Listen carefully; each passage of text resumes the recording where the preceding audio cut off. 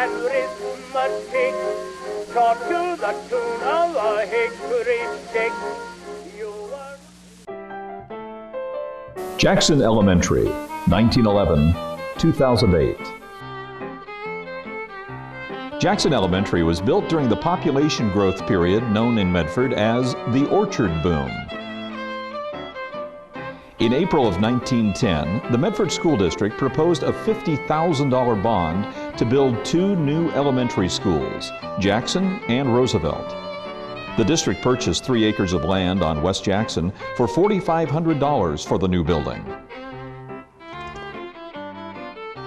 The school was designed state-of-the-art and modern, with fireproof brick and concrete.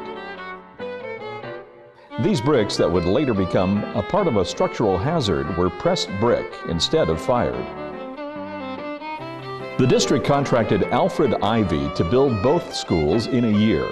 Alfred Ivy built the Carnegie Library and many other local structures. The schools opened for students in 1911.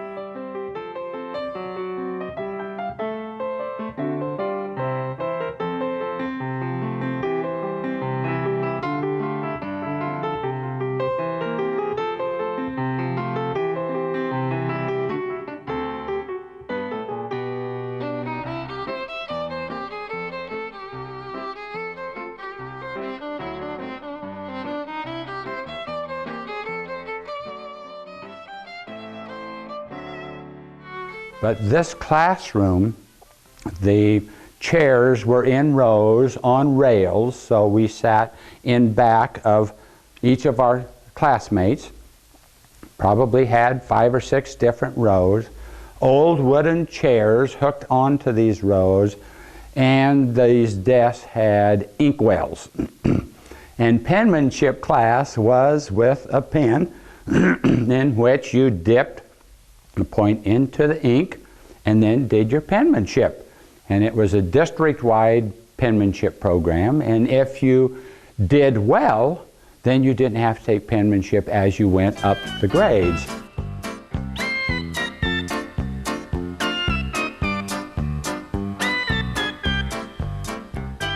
May Day, a very special day in the life of Jackson School youngsters, as I'm sure it was with all elementary youngsters. That was a day that the whole school let out. We went out on the playground. Of course, we had already made our May baskets for our parents. And we went out for a day of activity. We had poles and we did the maypole part, but even more fun was we had races.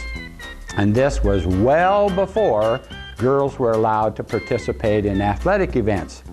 But down the road from here was a friend by the name of Pat Rector, who could outrun, out-high jump, outdo everything, all of us guys.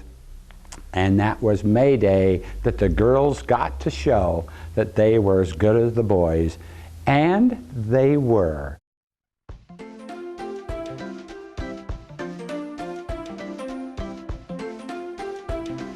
When I succeeded, an old-fashioned elementary school principal who was here when he hired me, as a matter of fact, and when he retired, the superintendent came over at that time, E.H. Hedrick, and said, Backus,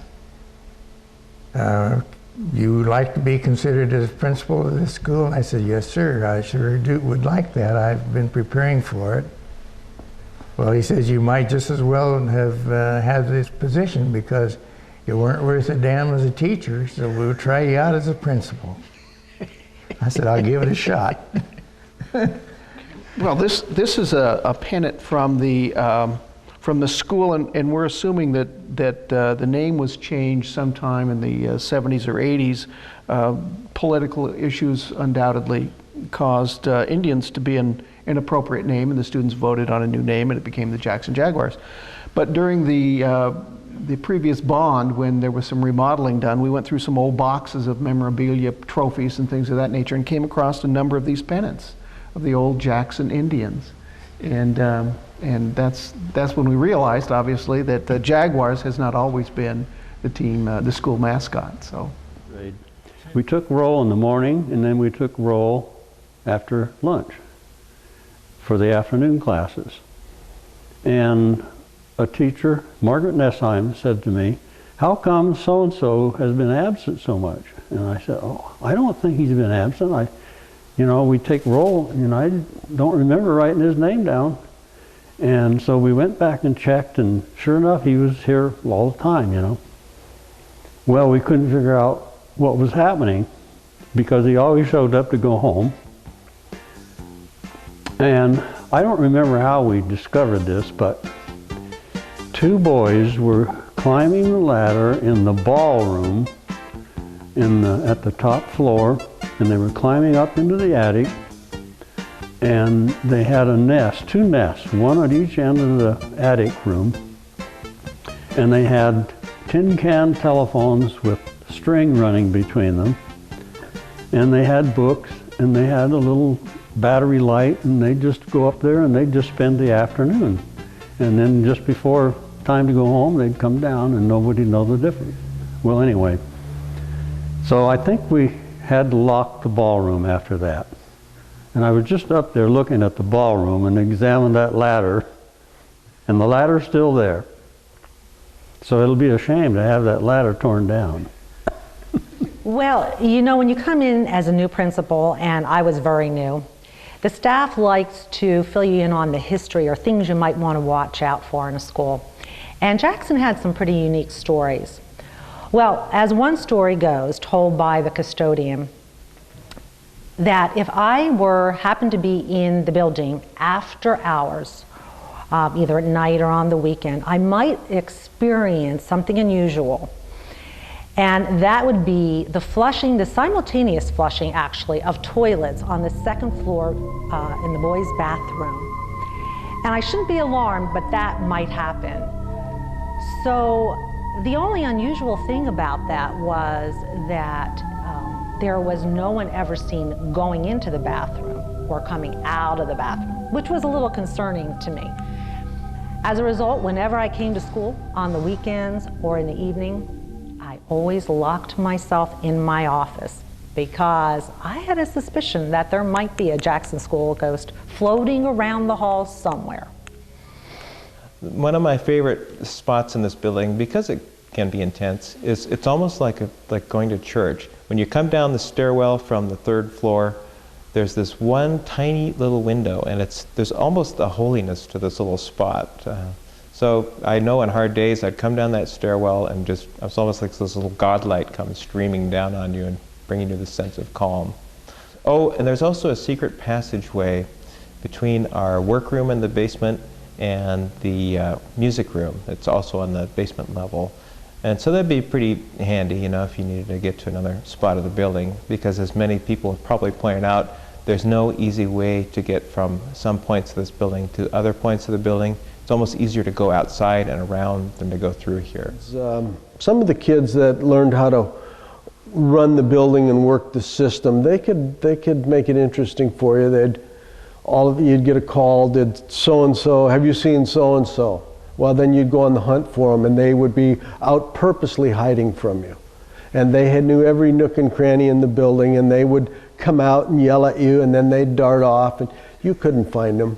We had one student spend the whole day in a big pine tree out back. Had his parents here looking for him, everyone yelling, didn't know if he'd left the building or not, and he just was up there in that tree watching everything swirl around him.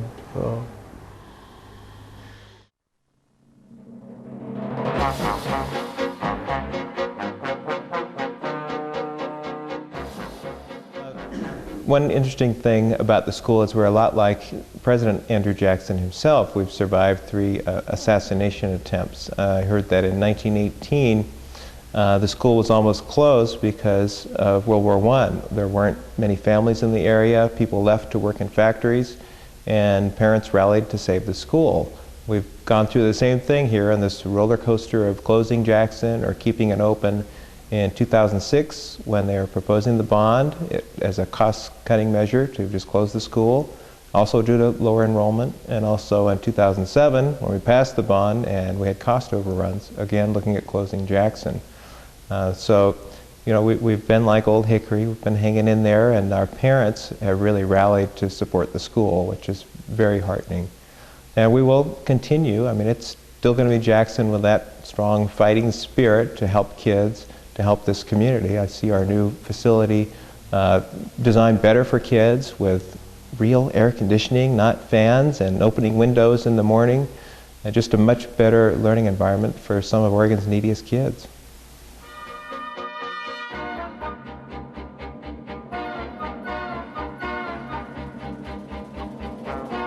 I think we've all heard it said that where your heart is, your treasure is also.